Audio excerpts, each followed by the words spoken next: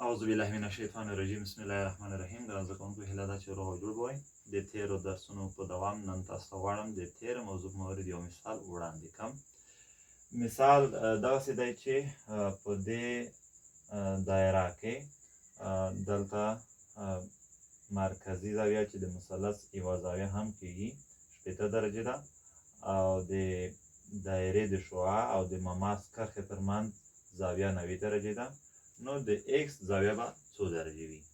موږ پوهیږو چې د مماسي کرښې او د دایرې د مرکز ترمنځ تر ټولو لنډه فاصله د مماس کرښې د تماس په ټکي باندې عمودي فاصله ده.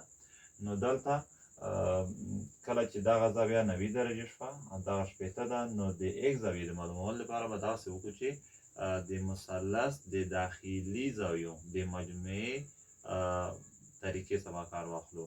دغسې به ولیکو چې د مثلث داخلي زاویې که درې واړه سره جمع شي نو مجموعه یې 180 درجې کېږي.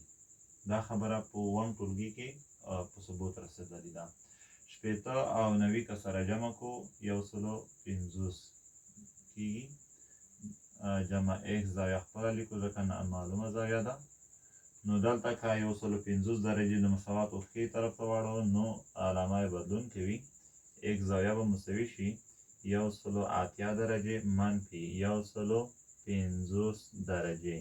180 درجو څخه که 150 درجې تفریق کړل شي نو ایکس زاویه به معلومه شي چې هغه 10 درجې کېږي. ها ګرانو زده کوونکو، هیله ده چې په دې مثال باندې پوه شوي وئ. تر بیا علامه شه.